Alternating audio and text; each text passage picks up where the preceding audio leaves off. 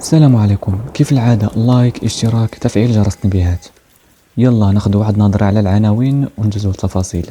واش فعلا الخبر متداول في مجموعة من الصحف حول انتقال أشرف حكيمي مع الصديق ديالو كيليان مبابي لريال مدريد خبر صحيح؟ واش إبراهيم دياز نجم ريال مدريد قرر أخيرا أنه ينضم للمنتخب المغربي أم أن وليد الركراكي مازال كيحاول الإقناع ديالو، خصوصا أن الناخب الوطني أو المدرب ديالنا وليد الركراكي في القريب العاجل غادي يدير واحد جولة أوروبية مهمة غادي تحل لنا بعض الألغاز اللي حيرات المغاربة والصحف الوطنية والدولية. من أهم هذه المسائل والألغاز اللي غتكشف لنا هذه الخطوة اللي غادي يدير مدرب الأسود الركراكي هي إسدال الستار على ملف نجم ريال مدريد إبراهيم دياز. واش غادي ينضم لجانب الأسود الأطلس أم إلى غريمه في هذه الصفقة المنتخب الإسباني الملقب بلاروخا؟ غادي نركزوا على المستجدات والتفاصيل ديال هاد الخبرين اللي ولاو حديث الساعة خصوصا في الساحة الرياضية المغربية. إذا على بركة الله نبدأ بموضوع أشرف حكيمي وخبر انتقاله وعودته إلى ناديه السابق ريال مدريد مع الصديق ديالو كيليان مبابي. باختصار، بعد القرار المفاجئ لكيليان مبابي نجم باريس سان جيرمان اللي فاجئ وفرح عشاق وجماهير ريال مدريد بعد ما قرر اخيرا يلعب في صفوف هذا الفريق الاسباني في الموسم القادم، يعني حاليا غادي يكمل هذا الشيء اللي بقى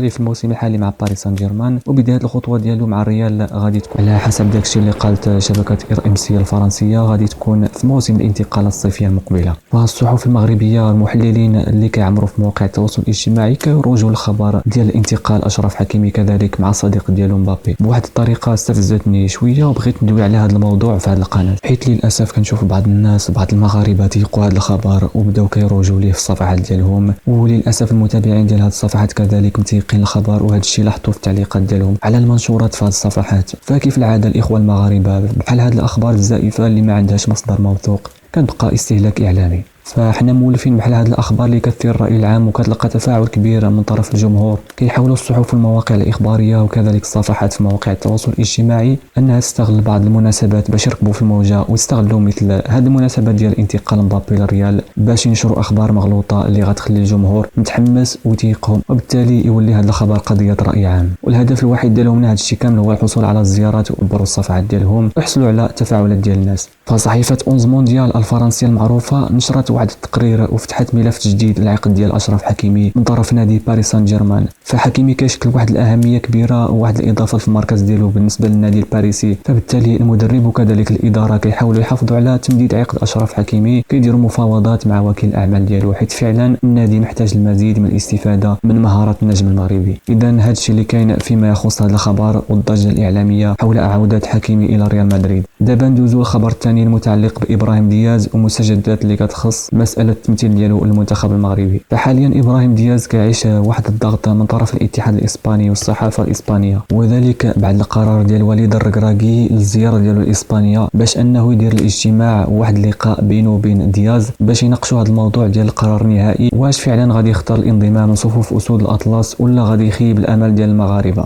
هذا الشيء اللي غنشوفوه مستقبلا. هذه الزياره ديال المدرب وليد الركراكي ربما غادي تكشف لنا اللغز والقرار النهائي ديال نجم ريال مدريد ذو الاصول المغربيه. فالجامعه المغربيه وكذلك المدرب والجماهير كيشوفوا ان انضمام ابراهيم دياز غادي يشكل واحد الاضافه كبيره ومهمه للهجوم ديال المنتخب، حيث المنتخب ديالنا كيعاني لدرجه كبيره في الهجوم. هذا الشيء كيشكل نقطه ضعف واللي كانت سبب في الخساره ديالنا العديد من الفرص في المباريات السابقه، بالاخص المباراه ديالنا مع جنوب افريقيا اللي قصتنا في الكان. وبالتالي في المدرب مرغوم انه يدير تغيير في الهجوم ويجيب لاعبين جداد بامكانهم يعالجوا هذا الضعف الكبير اللي عندنا في الهجوم في المنتخب.